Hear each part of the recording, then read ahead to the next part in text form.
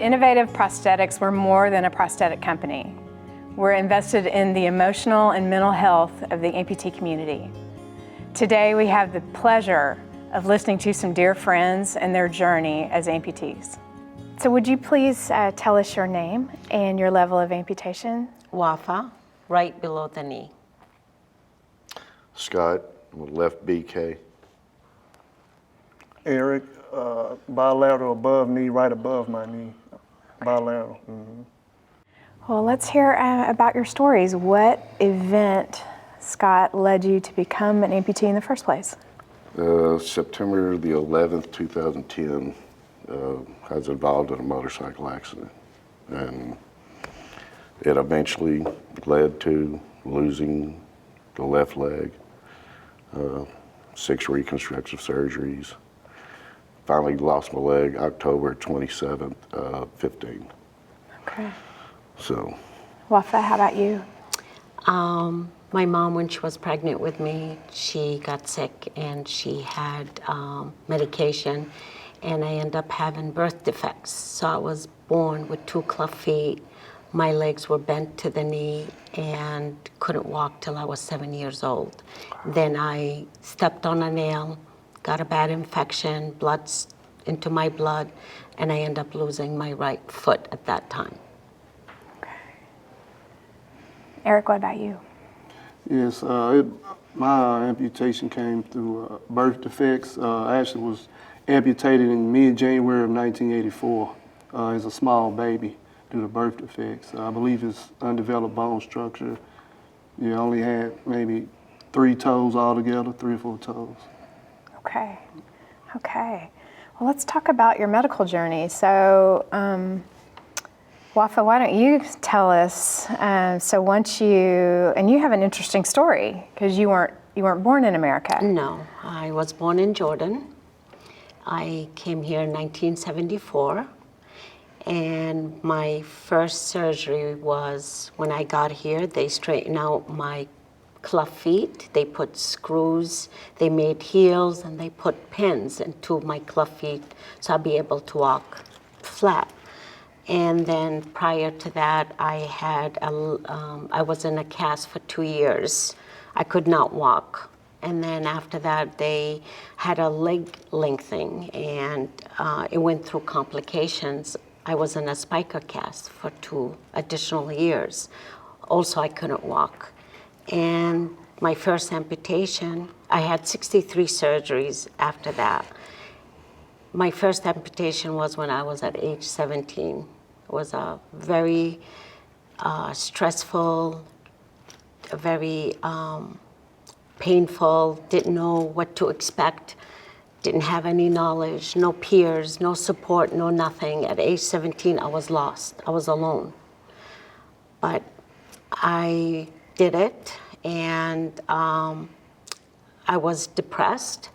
Then finally, after a few months, I got a leg, and then I decided I'm strong. I'm a go-getter. My life could be better. I want to go forward. So I finished my education. I started working as a hairdresser, got married, had kids, and I went on with my life as an amputee, but with my other challenges with my left leg. And after that, I had a revision 6 years ago. I was in the dark. I had a revision 8 inches higher. I was terrified, still feeling, didn't know what to expect medically, and what type of prosthesis, because I was with a prosthetist for 25 years. I was in a bubble. He never showed me new technology. I thought that's all it was out there. So I had the revision, and then after that, I was in a wheelchair for 2 years. I could not walk. I was not active. I was developing blisters. I was bruises. And Did I understand you, Wafa? You said 63 surgeries. yes, I had 63 surgery due to different type of surgeries on my cleft feet and my leg lengthening and all that. So was that all in an attempt for you to walk Yes. correctly. Is that what all of the 63 surgeries Yes, were? yes. I'm walking with my challenges, but it doesn't stop me. I go forward in life. After I had my revision 6 years ago, I never did surfing. I don't even know how to swim. I want to try it. I went on the board.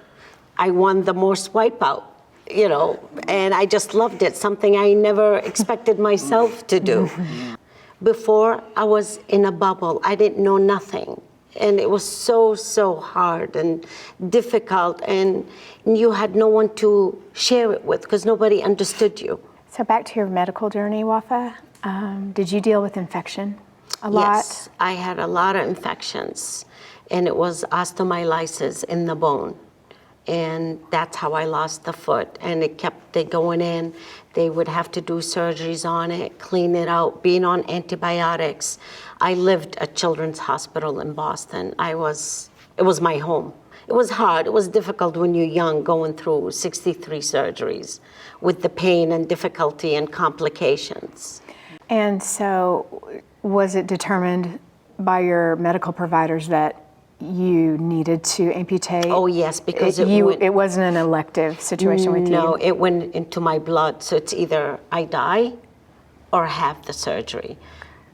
At a young age, 17, I didn't want to do it. My parents, they were very upset and they really want me to do it, and I decided to go for it. And that's what happened. Okay. Eric, let's hear your story as far as being a young child, as much as you can remember, right? Right. I think I only had a few surgeries as a little boy, just coming up. Then after that, getting prosthesis through Scottish Rite. Actually stayed with Scottish Rite till I graduated high school. But yeah, I had many fittings, and when you're a child, you just, especially I've been having prosthesis for so long, it's become a part of me. It's not like some leg I get, it's my leg, and I just go in the closet and pull out another one. Feels like, as a young child, just going around playing, I never let it limit how hard I played, so I played even harder actually. So, it wasn't nothing for my mom to see me come in the house, one of my prostheses got something wrong with it because I didn't play too hard football or basketball or anything like that. So I always was pretty mobile and active. So I had to miss some school days, which it didn't affect me because they understood what was going on. So it didn't affect my grades, but you had to miss school a lot because, through the change with the limbs, especially in the early stage, your limb take different shape. And along with me playing hard, turning up prosthesis. So I had to be at Scottish Rite pretty often. That's interesting. So that's something I haven't considered. I'm not an amputee, so I'm learning a lot just listening to you guys and doing this project. Right. Have you noticed a big difference in prosthetic equipment from being a young boy to now? Yes, I have. It's funny too. I be thinking about I really thought I had the leg of the century when I was in third grade. But now I'm looking back at it like that was really old school. That was really ancient. Yeah. I really, even the prostheses and components I had even in high school seems real old and ancient now compared to what I have now. Yeah.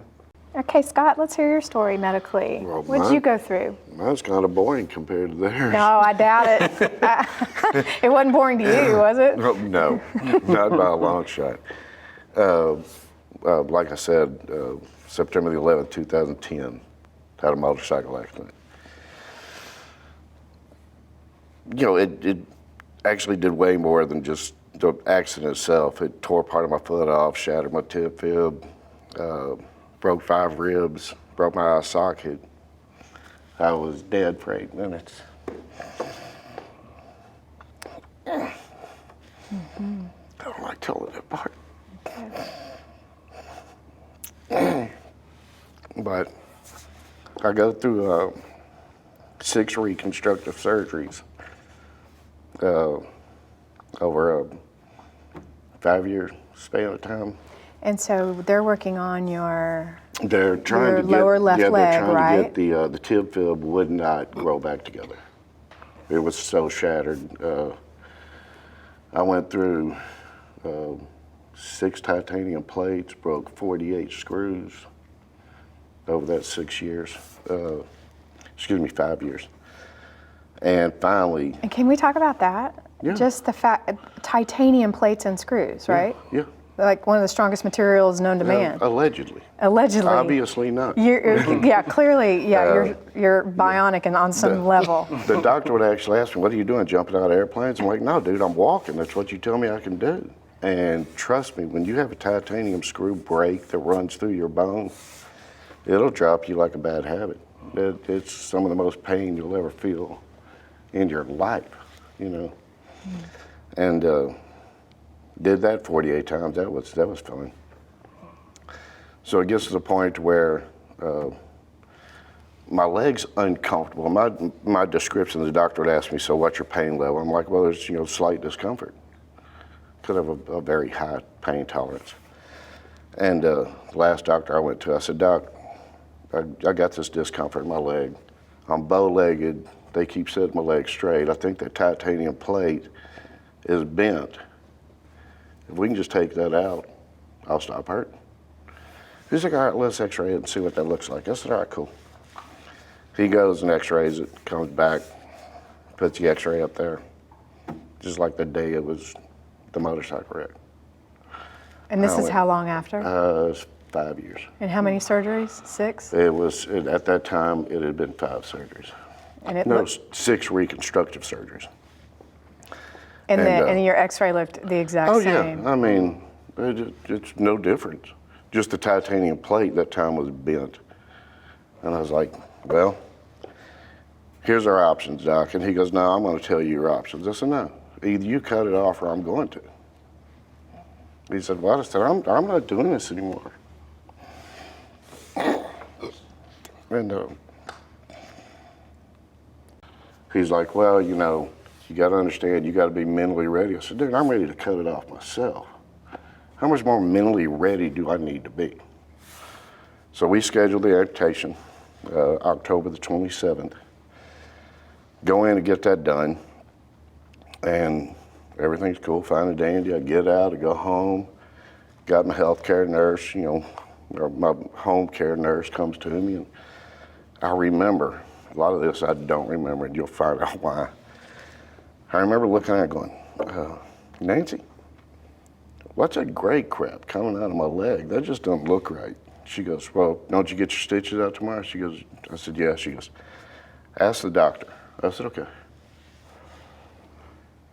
Went in he takes half the stitches out because whether they've cut it, it goes up about the middle of my leg. And it hurts so bad to pull those stitches on me because it just chilled out. That's hurting pretty bad. He goes, "Come back next week and I'll take the rest of the stitches out." Okay. So I go home. Nurse comes by again. I said, "Gray stuff's still coming out." And she goes, "Yeah, well, when you go see him next week, ask him what that is." I said, "Okay." Next week didn't happen.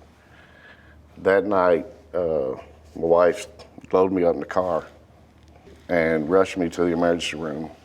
I'm trying to remember the actual medical term, but I don't remember it. It's a form of staph infection that's basically in the process of killing me. They put me on a wound vac.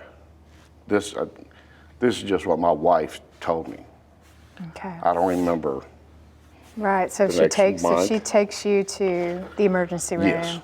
Yes. Because she can tell something is not right. Oh, something's way wrong. And you're probably having terrible symptoms. She tells me I'm talking incoherently and just, I don't remember it. So, so she knows. I've been with this idiot for a few days. I know something's wrong with him. We've been together 35 years. So she knows when something's wrong. She knows you pretty well. Yeah, we met each other. They're going to cut me back open again, put the wound back on me, suck the poison out of me for 2 or 3 days. He wants to take my leg above the knee, because the infection is so bad. And my wife's like, no. So we fly in a specialist from New York. So they take another 2.5 inches off, throw me in an LTAC, which is a long-term care facility. I went, had amputated October the 27th, was in the hospital November the 3rd. I didn't get home till December the 18th. So that whole time frame, I can tell you what my wife tells me. How serious then was the staph infection in your leg? I almost died. My primary care tells me if Carrie hadn't gotten me then to the hospital, Carrie's my wife. If she hadn't got me there then, probably within 4 hours I'd been dead. Wow. Okay. So, you know, I didn't know. It's just gray crap coming out of my legs. I'm not a doctor. I fix cars. After the first amputation, I was good with it. You know, I told them, do it. I'm cool with it. The second one, not so good. Probably lay there in bed like 3 days, just crying.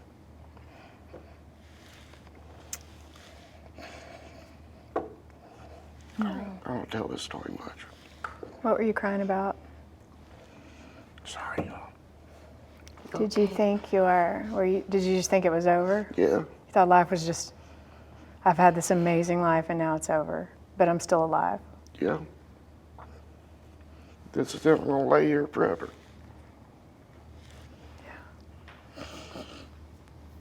Yeah. Did you feel that way, Wafa? I sure did. Just hopeless? Helpless, and especially when I did my revision. I couldn't walk.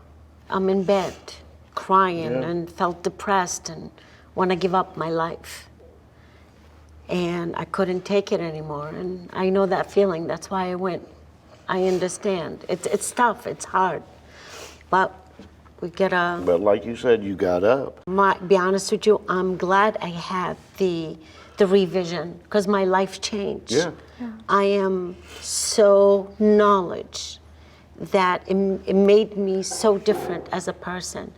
The way I was depressed, I want to let go of my life. I want to talk more about the depression and things that, and just how does that feel? It's debilitating.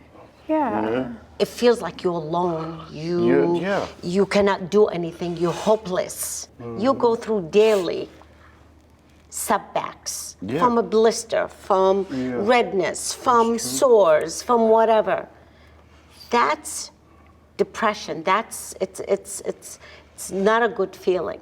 But when you become strong, you can deal with those setbacks. You become empowered. Okay, I had a bad day today. Tomorrow it's going to be a good day. Yeah. But that feeling, when you're not knowledge, I hated it. I hated the feeling that I want to let go. And nobody understood, oh, grow up, you're fine. But no, you don't understand me. Who understand me? We do understand each other. And when you said you didn't have knowledge, what do you mean by that? I had no support group. No one told me what to expect. I went blindsided into this and I came out and I dealt with it, that this is it. This is what I can get and that's all. I was in a foot with, it does not move. It would break off while I'm walking. And I would be in the street. Couldn't get up because I have a bad leg on the left. I can't bend it. It's a club foot. So I have extra challenges. But I continued walking with that. That's all the knowledge I knew. My prosthetist kept me so much in the dark that I didn't know there's better.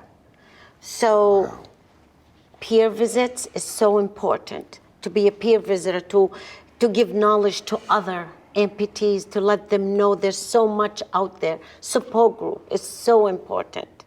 And that's why I wish I knew all this. I would have been a peer visitor a long time ago.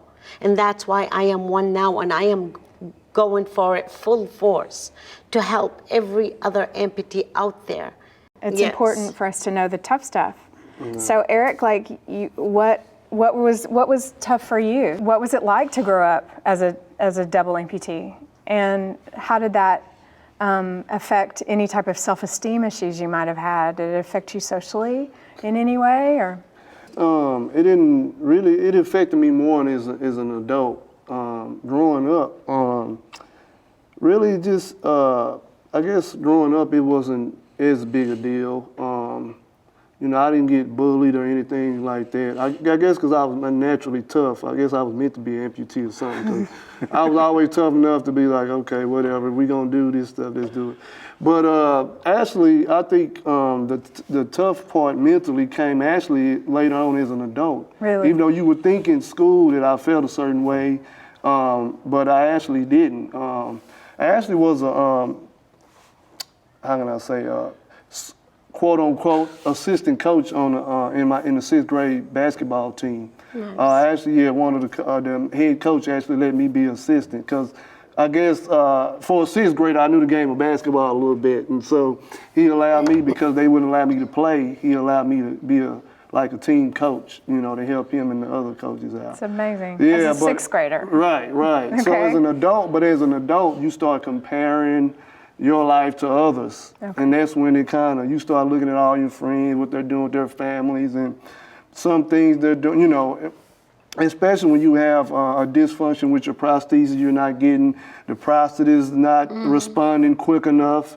That's one of the worst parts. Like she was talking about, you know, a slight blister or anything wrong with the prosthesis, you know, you can really, you know, it can not only be a bad day, a bad week, a bad month. Yeah. 2 weeks before my high school graduation, I broke one of my prosthetic foot. One of the ancient, it's not so advanced, right? Mm-hmm. Yeah, I broke one of those 2 weeks before high school graduation. Then maybe 2 days before that, I broke the other foot. But I was still, you know, moving around. But you just start thinking about all this stuff, like, this stuff is gonna be happening my whole life.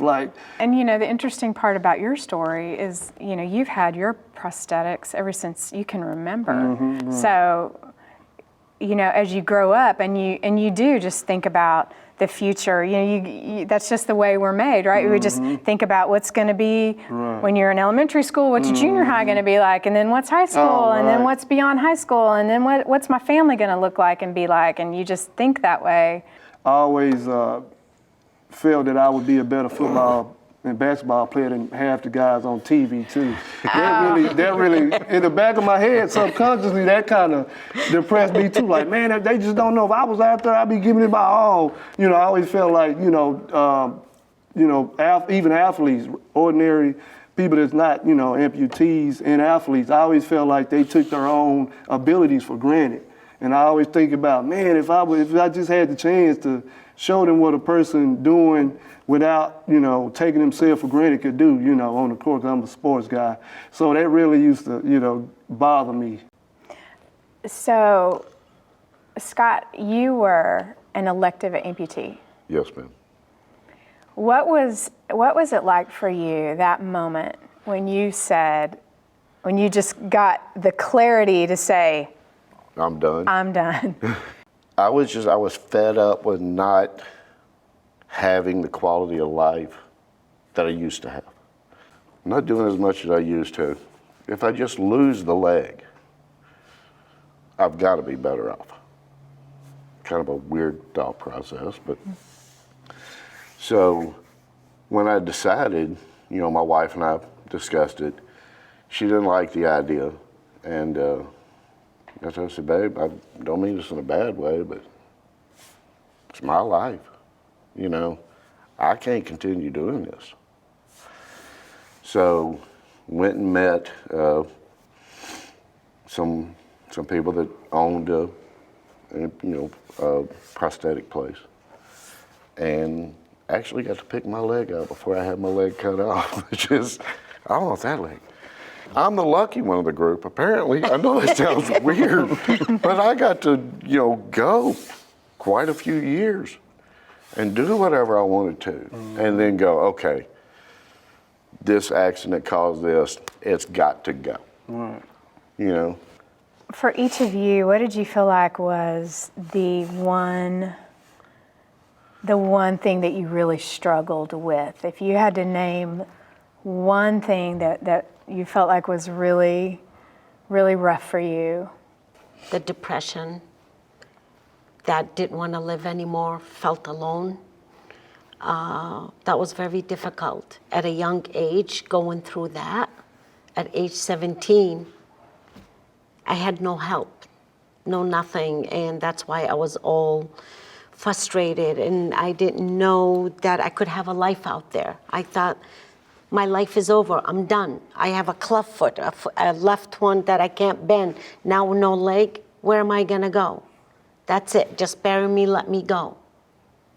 Back and forth, you know, you go a few days like, man, this is just not the life, this sucks, then you come back out of it like, well, I'm still here, I can do something. So, what is out there, but it's, other situations in your life just kind of block you out of, you think about your vision and what you really want, and you kind of just stay stuck in that depressed mode, and you're just thinking about that situation. But it wasn't really necessarily one situation that had me like that. It was a number of things, but it wasn't really one thing. It's just a number of things that go through your head, especially when you're letting negativity overcome positive. Yeah. I really only suffered, oddly enough, from depression maybe 3 or 4 days. Because I remember laying there in the bed and going, okay. And I'm thinking, okay, you're an adult man. Stop calling your wife and saying, hey, babe, come help me. So I literally got up out of bed and hopped to the bathroom by myself. And I thought, okay, if you can do that, you can do whatever else you need to do. So since then, I've been bummed out a couple of times. Like I fell one time in the shower and broke one of the bones in my leg. But the challenge is, to me, I had a great life before. I'm really enjoying this chapter. I've never wakeboarded in my life. Like, you never surfed? Okay. I've never wakeboarded in my life. One day I looked at my son and went, you want to go try wakeboarding? He said, yeah, why not? I suck at it, okay? I got up for maybe 3 seconds, but guess what? You did it. I had a lot of fun. Yeah, I was exactly. so worn out That's the next day. I what probably it's tried 20 times. The challenges now are actually, to me, worth getting out of bed for. It just sounds stupid, but I'm back to enjoying my life again. How did it affect your families? As you mean my kids? No, I mean as you being a child and To my growing up, your parents? parents, your siblings, did it affect your relationships at all? Do you feel like there was hardship and strain in your family? No, not me, because when I first got amputated, my mother, when she first saw my condition, when I was born, she was upset at doctors, nurses. She cussed everybody out. She was real upset. And, later on, when I was getting ready to go to school, I went to school late. I was like 6 years old in kindergarten or something like that. But my father was telling her he's gonna be all right in school. You need to let him go to school with other kids. He already smart already, but I'm sure he wants to interact with other kids and, have that regular school activity. We don't have time to teach him all the way through high school. It really didn't affect my family, not growing up. Once I started getting into the depression stage, then that'll start affecting people around you, because they're trying to figure out, well, how can I help you with this? But early in my years, it wasn't really a big problem. Okay. I got, my wife, and I got a 30-year-old, 32-year-old son. And, both of my boys are just like me. And you just accept what your new challenge is and go on with it. So for my immediate family, my wife and my kids, we've all been good with it. I didn't realize, my oldest brother actually told me, he goes, you amaze me. Why? Well, because you can do so much. Then I do the same stuff you can do. He goes, I've got 2 legs. That's what amazes me. Wafa, what about you and your family? In my family, as my mom and dad and my siblings, because I was born with challenges, so I was loved, I was spoiled with all, the difficulties that I had to go through. So when I became an amputee, they were upset that I have to suffer to lose a leg after all these situations I've been going through. So they were supportive and loving, and they treat me as I was normal. There's like nothing is wrong with me. We would go out as to see a concert with my brothers. We go out to eat or whatever it is, as I'm normal. Like there's nothing is wrong. Their heads are up high and proud that I am by their side, and that's what also kept me going and being strong by my loving family. Yeah. All right, you guys, let's talk about kind of the other side of your stories. Let's talk about, first of all, your prosthesis. How did your prosthetic change your life, Wafa? Well, I was in a pin socket prosthesis that did a lot of damage, but now I am in vacuum sealed hydraulic foot. It changed my life. I wear it 8 o'clock in the morning. I don't take it off till 1 a.m. 17 hours, and it feels so comfortable. Like I don't even have a prosthetic leg. Feels like a normal leg. It just allowed me to get back to doing, things I normally do. I go jogging. I can go jogging now with. It's a lighter feel. I'm used to heavy prosthesis, so this is really light to me. So when somebody asks, is it heavy? I'm like, what's your version of heavy? Because I've had some heavy prosthesis, and I was still moving a little bit, but. It truly is better than the last 5 years of my natural leg, and it really is. And you need that fit. When you get that good fit, you're golden. But that socket, when it's right, you don't feel it. Yeah. It is, your leg just becomes your leg, which Part of is you. an amazing thing. Right. How long does it take you to kind of get up on your feet and going again and feeling good about it? 2.3 seconds. Right away. Yeah, I don't know for I me, just put it on and Put it on and I go. just started, yeah. It's like, wow, this feels good. Every and I time. started testing myself. Well, like I was Yeah. showing you earlier, every time I get a new socket, okay, they think I'm ridiculous where I go. I take off walking like they want me to walk down the hall. And every time I'll jump in the air and land on my prosthetic. And Jerry asked me, why do you jump? Because if that socket's gonna hurt, I want it to hurt right now. Not 2 or 3 days from now. So I'll abuse it right here in front of you. Because whatever you did with the last pair, you want to make sure that you can do it with this pair. That's how you're going to test it. So if I need to do a little high kick or move a certain way, like, okay, let me do what I normally do. And if something's wrong, then I know it's not the perfect fit. But yeah, if I can do the same things, then yeah, this is going to fit the same way or even better. What about just your attitude? Like, just the ability, how does it affected your hopes and dreams, I guess is a better question. For me, I am more happy. I am energetic. I want to go out there and do everything as I can manage to do. I'm not depressed anymore. I can't believe I felt that feeling. I want to let go. I'm happy. I'm happier. People notice because I'm not in pain. And it really made a difference when you have a good prosthetic, you're feeling good, you're going forward in your life. I look at it as a challenge, okay, which probably isn't logical. But I want to see what all I can truly do with this leg. And I tell people, I own the leg, it doesn't own me. It's going to do what I tell it to do. And so I push it to the furthest limit I can handle. Do you feel like you push yourself more with the prosthesis? Yeah, truthfully, I probably do more ridiculous stuff. Let's talk about the importance of community. So, Wafa, how has that improved your life? What has that been like for you? By me going to support groups, being an amputee certified peer visitor, that I am happy I wish I was aware of this from before so I can help others.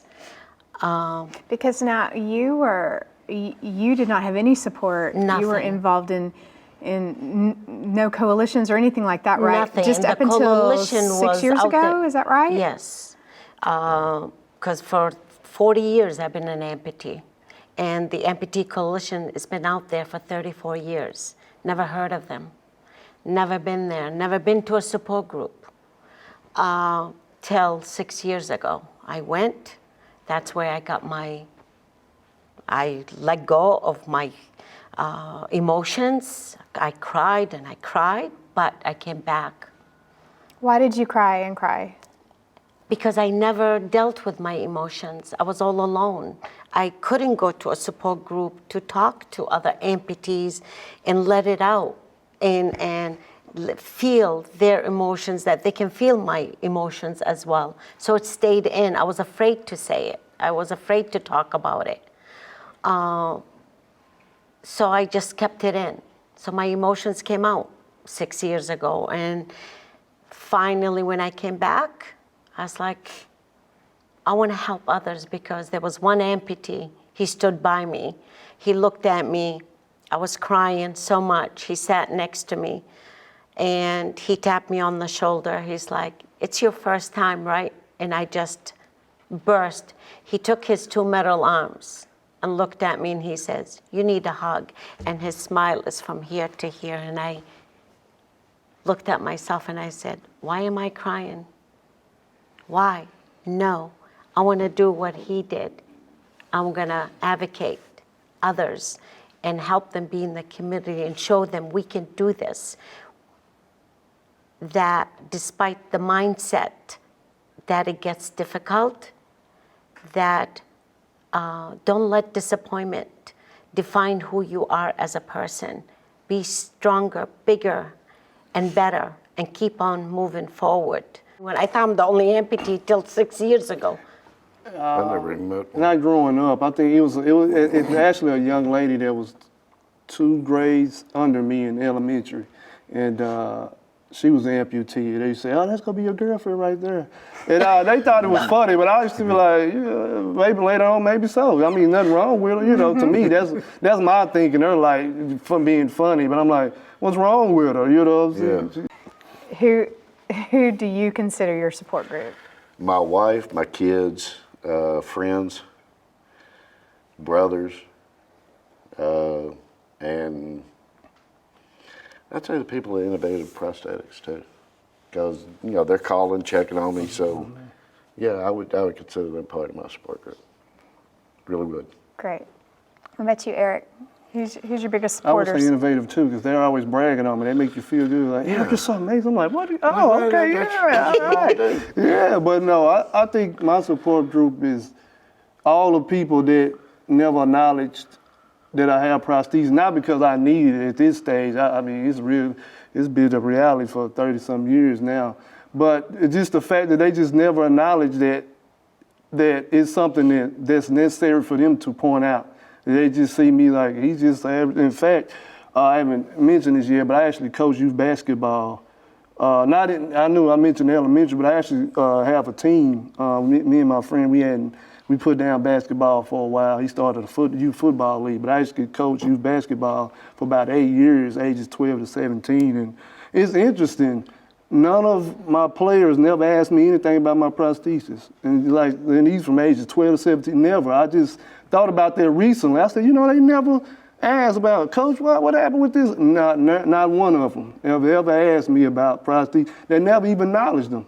And they allowed me to coach them in basketball for all these years, take them, traveling and everything. And, like I say, I guess that's the biggest support group you can have, people that just acknowledge that you're just like everybody else, and, you can do some things even better, than some other people. And that's the way I feel about it.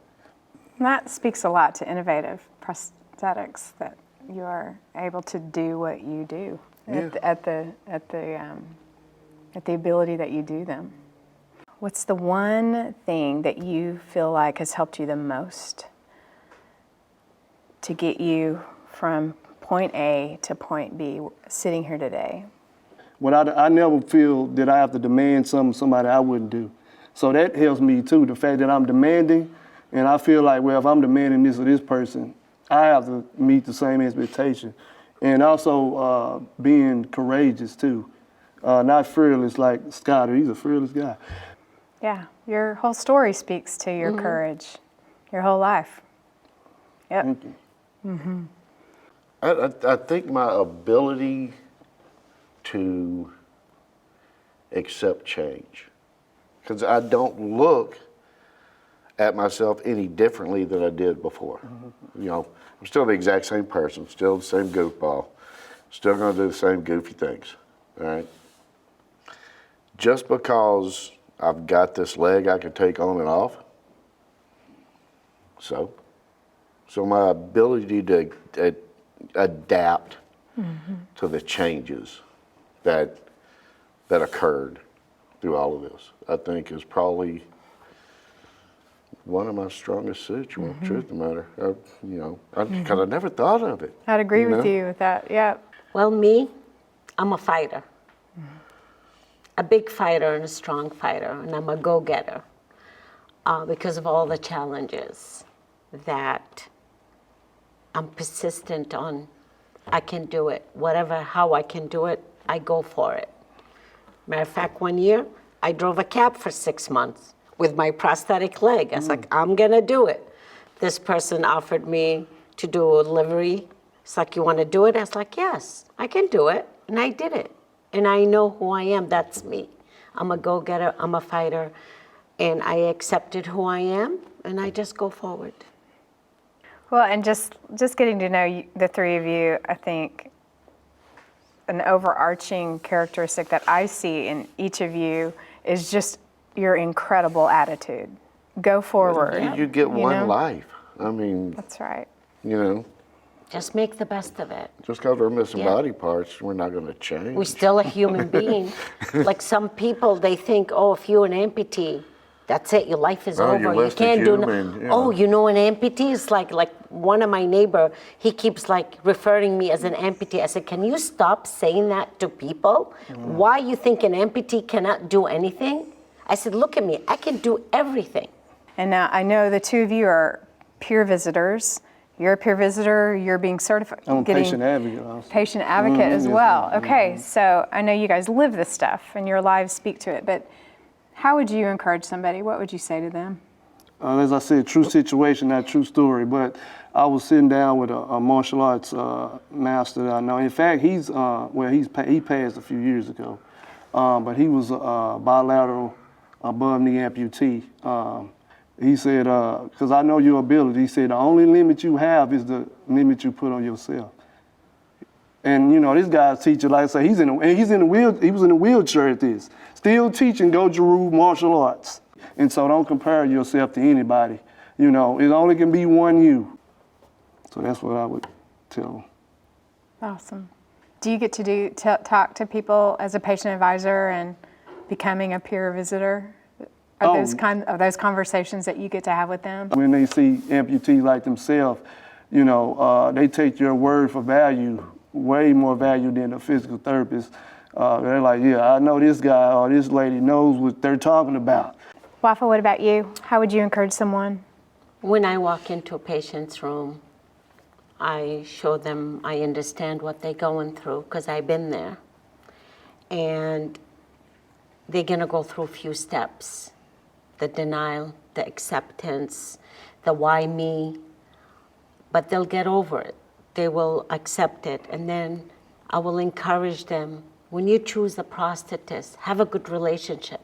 And you have the right to choose any prosthetist you want. You don't like this one? Go to another one. And you need that good relationship because you spend a lot of time with your prosthetist. And if they don't understand where you're coming from, what you need, what type of prosthetic leg you want, you need to encourage them with that and show them there is support groups. There is help. There's phone calls. You can, if you need anything, to talk to anybody, me, or there's refer them to the Amputee Coalition.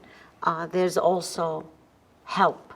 And that's what's important, to show them all that. And when I leave, before I leave, they say, thank you for coming. You really inspired me, especially when they see my extra challenges. You know, if they have lost one leg or whatever, they say, wow, you do all this? They shocked. Then they look, it's like, then I'm good. You know, they look at themselves, I'm good, so you inspired me. Thank you for coming in. I was like, it's my pleasure. And I do it all the time, and I check up on them afterwards, and it means a lot to them. You know, yeah, things are going to change for you. I mean, obviously, you're now missing a limb. It doesn't mean things are going to end for you. You know, I run across a lot of people that, you know, I wear shorts all the time, okay? And people are like, yeah, do you mind if I ask about your leg? I'm like, I'm wearing shorts. If I minded, I wouldn't be wearing shorts, you know? And they're like, oh, you're an inspiration. I'm like, how? Why? You know? Oh, all the stuff you do. I don't do anything you can't do. You know? So how to inspire somebody else to go from, you know, me 4 years ago, truthfully, I don't know what I would say until I've never been put in that situation. What is something that would surprise people to know about living with a prosthesis? I actually enjoy my prosthetic leg. How come? It doesn't hurt. And you gotta remember, I did, like I said, 5 years of just unbelievable pain.